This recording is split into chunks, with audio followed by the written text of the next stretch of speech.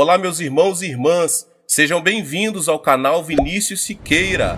E se você ainda não é inscrito aqui no canal, se inscreva aqui no canal e não esqueça de ativar o sininho das notificações. Todos os dias são postados vídeos abençoados aqui no canal, para te abençoar. Vamos a mais uma palavra do Senhor.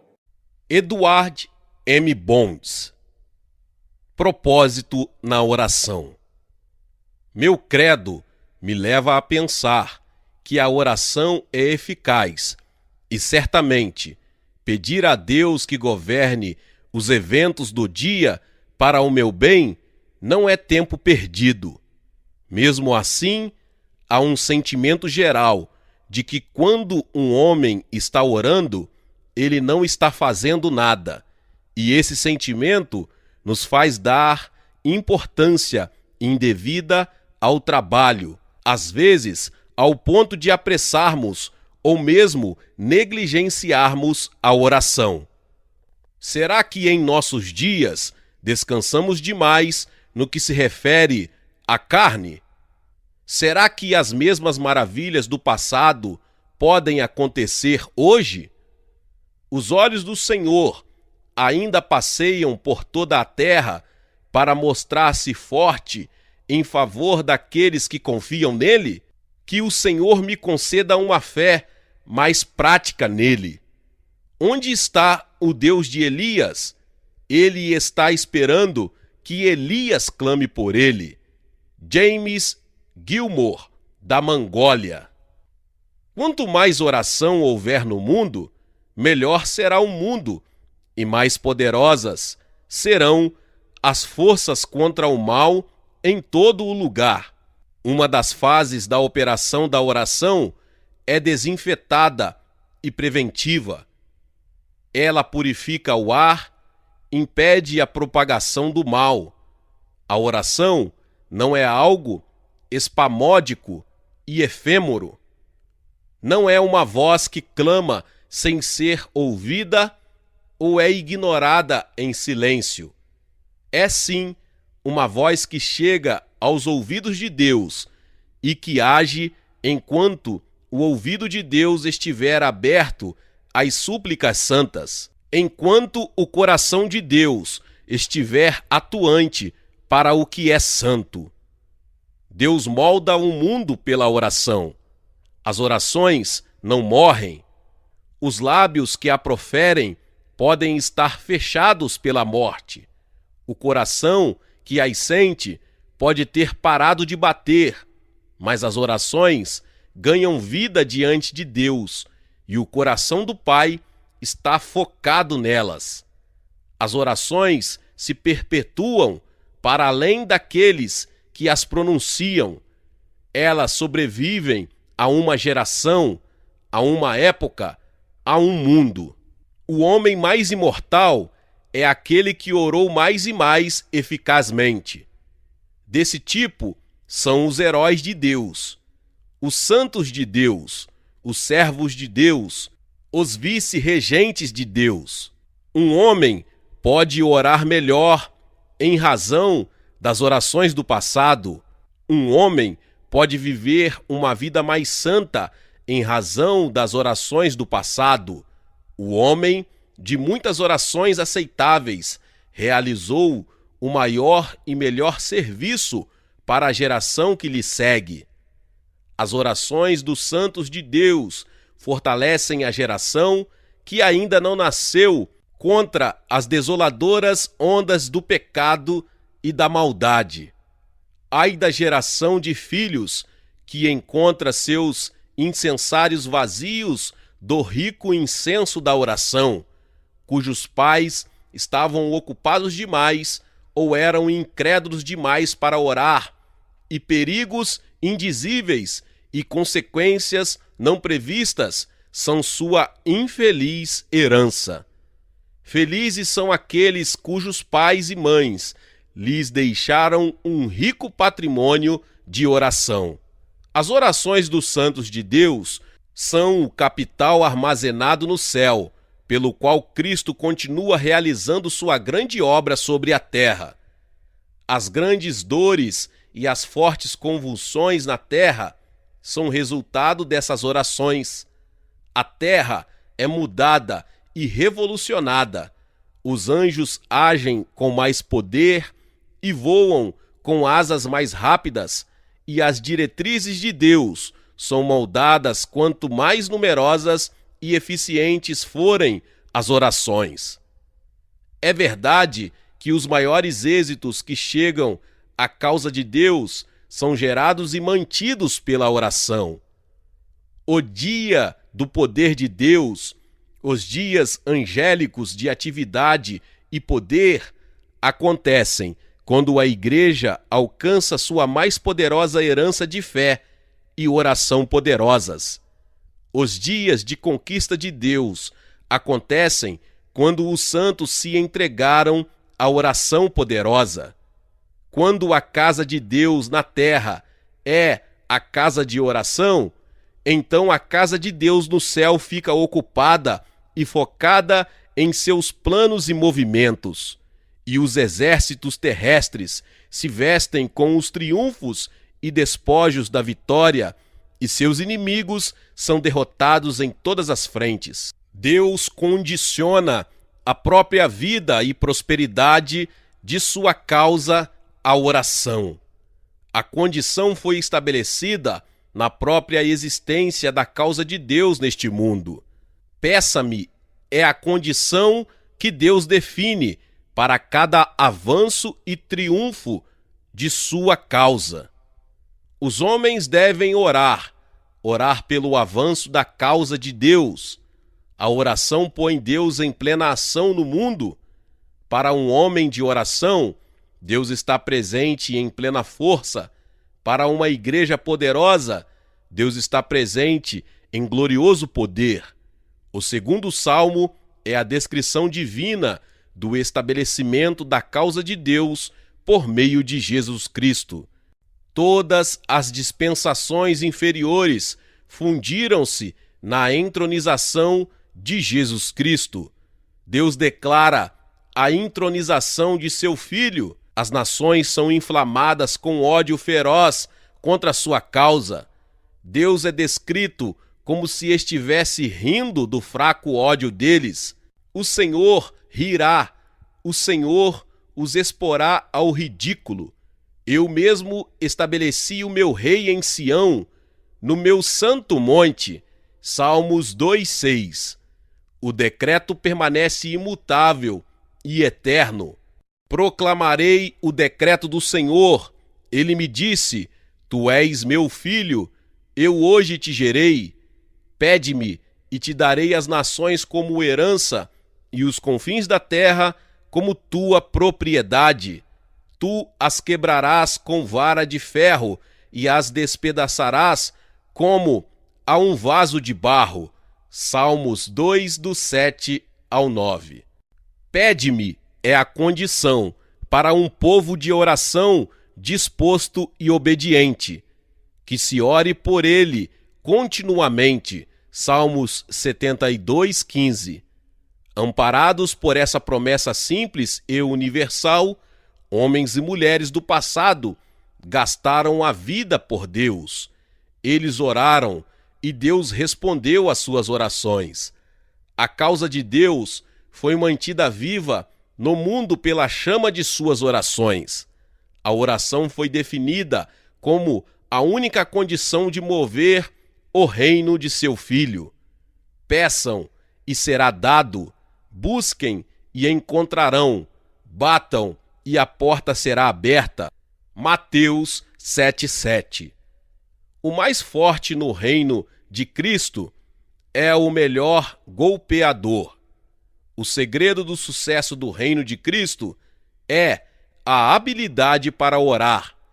Aquele que consegue dominar o poder da oração é o mais forte, o santo no reino de Cristo. A lição mais importante que podemos aprender é como orar. A oração é a chave da vida mais santificada, do ministério mais santo. O que é mais qualificado na oração é o que mais faz para Deus. Jesus Cristo exerceu seu ministério segundo esse princípio.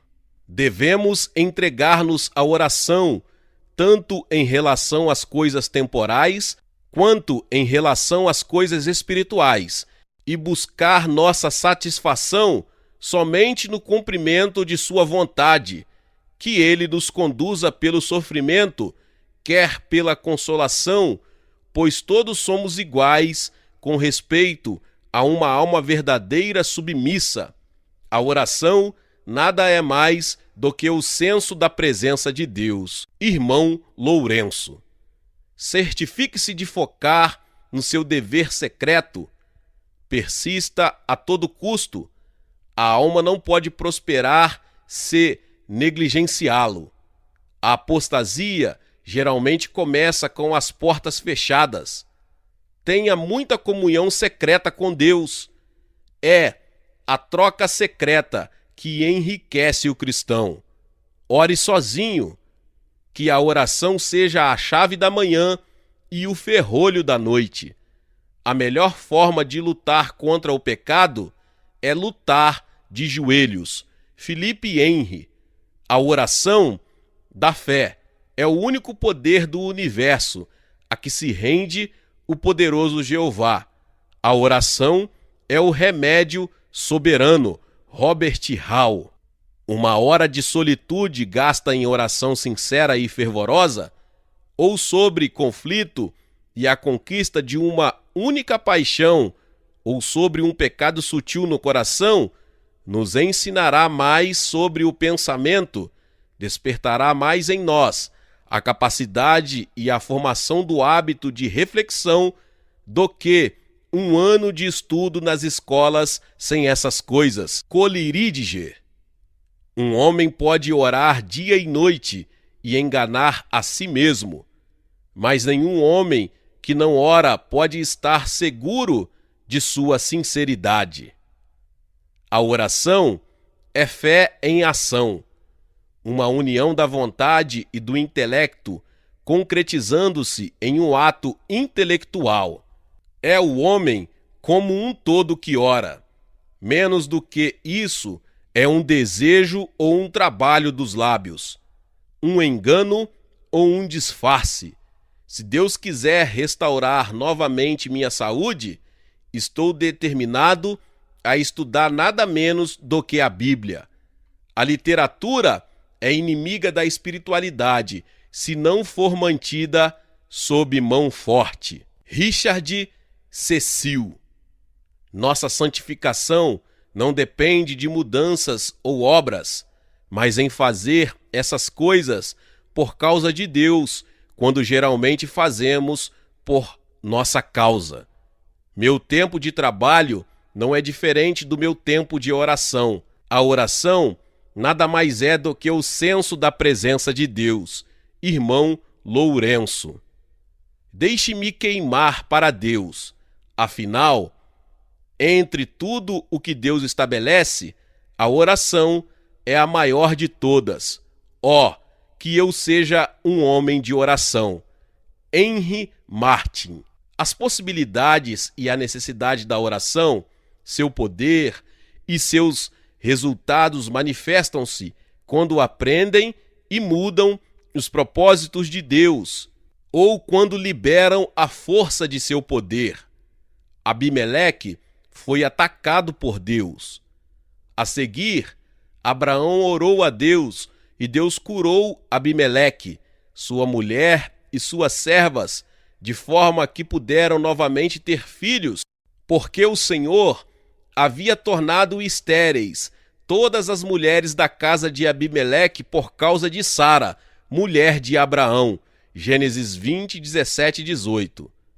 Os consoladores de Jó se comportaram de forma tão miserável e equivocada em sua controvérsia com Jó, que a ira de Deus se acendeu contra eles. Deus disse a esses amigos: meu servo Jó orará por vocês, eu aceitarei a oração dele. Jó 42, 8. Depois que Jó orou por seus amigos, o Senhor o tornou novamente próspero. Jó 42, 10. Jonas estava em uma condição terrível Quando o Senhor, porém, fez soprar um vento forte sobre o mar e caiu uma tempestade violenta, Jonas 1:4. Quando se lançaram sortes, a sorte caiu sobre Jonas, Jonas 1:7. Ele foi lançado no mar, mas o Senhor fez com que um grande peixe engolisse Jonas, Jonas 1:17. Dentro do peixe, Jonas orou ao Senhor, o seu Deus, Jonas 2:1. E o Senhor deu ordens ao peixe, e ele vomitou Jonas em terra firme, Jonas 2:10. Quando o profeta desobediente ergueu a voz em oração, Deus ouviu e enviou libertação.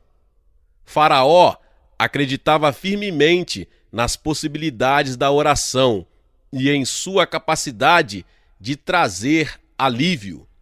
Quando estava abalado pelas calamitosas maldições de Deus, apelou a Deus que intercedesse por ele. Orem ao Senhor. Êxodo 8:8. Foi o pedido patético que ele repetiu por 4 vezes quando as pragas estavam afligindo o Egito. 4 vezes esses apelos urgentes foram feitos a Moisés, e por 4 vezes a oração suspendeu a temida maldição que recairia sobre o rei teimoso e sua terra condenada. A blasfêmia e a idolatria de Israel, ao fazer o bezerro de ouro e declarar sua devoção a ele, fora um crime terrível. A ira de Deus ardeu contra eles, e Deus declarou que destruiria o povo que pecara. O Senhor também estava muito irado com Arão, e a Moisés disse: Deixe-me agora, para que a minha ira se acenda contra eles, e eu os destrua. Êxodo 32:10. Mas Moisés orou, e continuou orando. Dia e noite ele orou, por 40 dias, assim registra Moisés sua batalha de oração. Depois, prostrei-me perante o Senhor outros 40 dias e 40 noites, não comi pão, nem bebi água, por causa do grande pecado que vocês tinham cometido, fazendo o que o Senhor reprova, provocando a ira dele. Tive medo da ira e do furor do Senhor, pois ele estava irado, a ponto de destruí-los. Mas de novo o Senhor me escutou. O Senhor irou-se contra Arão, a ponto de querer destruí-lo, mas naquela ocasião também orei por Arão. Deuteronômio 9, 18-20. Daqui a 40 dias, Nínive será destruída. Jonas 3:4. Era propósito de Deus destruir aquela grande e perversa cidade. Mas Nínive orou, vestida de saco, sentada sobre cinzas, e clamou a Deus com todas as suas forças. Versículo 8. E Deus se arrependeu, e não os destruiu como tinha ameaçado. Versículo 10. A mensagem de Deus a Ezequias foi: ponha em ordem a sua casa, pois você vai morrer, não se recuperará. 2 Reis 21. Ezequias voltou o rosto para a parede e orou ao Senhor, dizendo: lembra-te, Senhor, como tenho te servido com fidelidade e com devoção sincera. Tenho feito o que tu aprovas. E Ezequias chorou amargamente. 2 Reis 23. Deus disse a Isaías: volte e diga a Ezequias: ouvi sua oração e vi suas lágrimas. Eu o curarei. Acrescentarei 15 anos à sua vida. 2 Reis 20, 5 e 6. Esses homens sabiam orar e sabiam como prevalecer na oração. A fé deles na oração não era uma atitude passageira que mudava com o vento ou com seu sentimento e com as circunstâncias. Era um fato. Deus ouvia e respondia. Seus ouvidos sempre estavam abertos ao clamor de seus filhos, e o poder para fazer o que se pedia a ele era proporcional à sua disposição. E assim esses homens, fortes na fé e na oração, conquistaram reinos, praticaram a justiça, alcançaram o cumprimento de promessas, fecharam a boca de leões, apagaram o poder do fogo e escaparam do fio de espada. Da fraqueza tiraram força, tornaram-se poderosos na batalha e puseram em fuga exércitos estrangeiros. Hebreus 11, 33 e 34. Tudo naquele tempo, bem como agora, era possível aos homens e mulheres que sabiam orar. Na verdade, a oração abria um depósito ilimitado e a mão de Deus não recusava nada. A oração introduzia aqueles que a praticavam em um mundo de privilégio e trazia a força e a riqueza do céu em auxílio ao homem finito.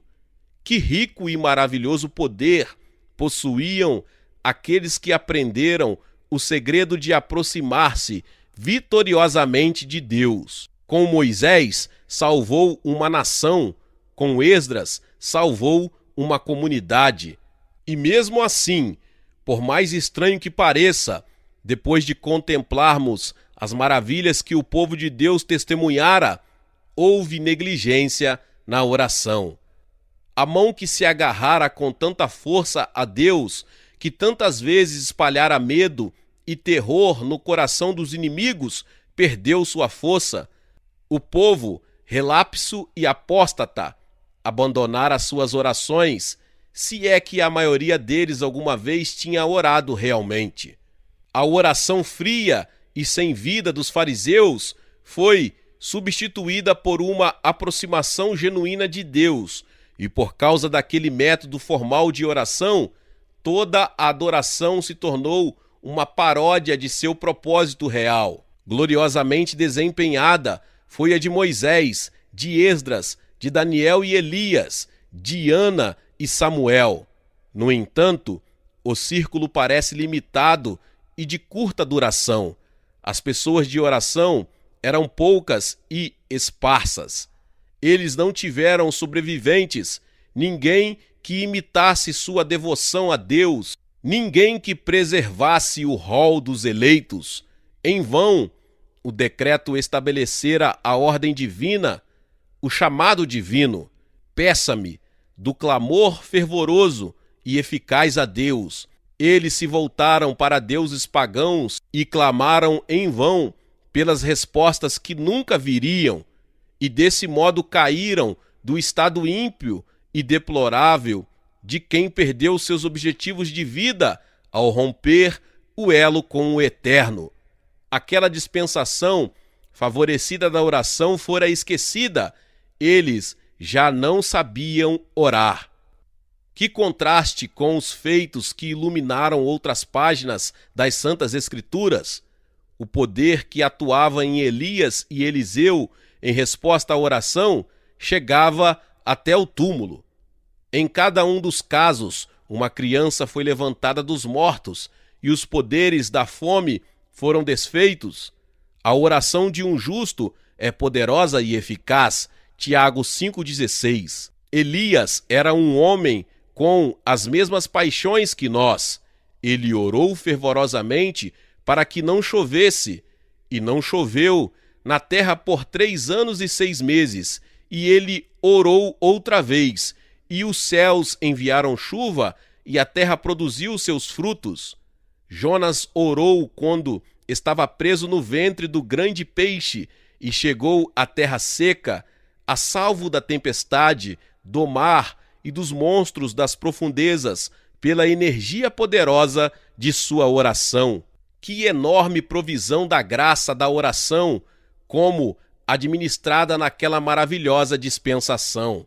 Eles oravam de forma magnífica, por que a oração deles não pôde salvar da decadência e da morte a dispensação? Será que não foi porque eles perderam o fogo, sem o qual qualquer oração se degenera em um modelo sem vida? É preciso esforço, trabalho e cuidado para preparar o incenso. A oração não é um trabalho de preguiçoso. Quando todas as ricas graças do conteúdo da oração tiverem sido misturadas e refinadas pelo trabalho e esforço, será necessário o fogo para liberar o incenso e fazer que sua fragrância suba ao trono de Deus. O fogo que consome gera o espírito e a vida do incenso. Sem fogo, a oração não tem espírito. Ela serve, assim como as ervas mortas, para a corrupção e para os vermes. A oração casual e intermitente nunca é banhada neste fogo divino, pois ao homem que ora dessa forma lhe falta o fervor que se agarra a Deus, determinado a não deixá-lo ir até que a bênção venha. Orem continuamente, 1 Tessalonicenses 5,17, aconselhou o grande apóstolo. É esse hábito de oração que faz dela a argamassa que une as pedras da construção. Você pode fazer mais do que orar depois de ter orado, disse o piedoso doutor A.J. Gordon. Mas você pode fazer mais do que orar, até que tenha orado. A história de cada grande feito cristão é a história de uma oração respondida. O maior e melhor talento que Deus deu a cada homem e mulher neste mundo é o talento da oração, escreveu o pregador Alexander White. E a melhor usura de qualquer homem ou mulher pode entregar de volta a Deus quando ele voltar para receber o que é dele no final deste mundo é uma vida de oração. E aqueles servos que melhor investirem o dinheiro do Senhor, como os acionistas que levantam cedo e deitam tarde enquanto estão neste mundo, sempre descobrindo e buscando métodos de oração cada vez melhores e construindo os hábitos mais secretos, mais constantes e mais espirituais de oração, até que literalmente orem constantemente e até que continuamente estejam iniciando novas aventuras de oração, novas realizações e formas de crescimento. Quando perguntaram a Martinho Lutero quais eram seus planos para o dia seguinte, ele respondeu: trabalhar, trabalhar, desde cedo até tarde. Aliás, tenho tanto para fazer que devo passar as primeiras 3 horas em oração. Cromwell também acreditou que era preciso passar muito tempo ajoelhado. Certa ocasião, ao ver as estátuas de homens famosos, voltou-se para um amigo e disse: passar horas ajoelhado foi assim que cheguei à glória. É somente quando todo o coração está consumido pela paixão da oração que o fogo que gera a vida desce, pois ninguém, a não ser o homem dedicado à oração, tem acesso ao ouvido de Deus. Glória a Deus, que palavra poderosa! Talvez você chegou aqui pela primeira vez e ainda não é inscrito no canal. Se inscreva no canal e ative o sininho das notificações. Todos os dias são postados vídeos abençoados aqui no canal para te abençoar. Deixe também o seu like e não se esqueça de compartilhar esta palavra com mais pessoas. Nos vemos nos próximos vídeos. Amém!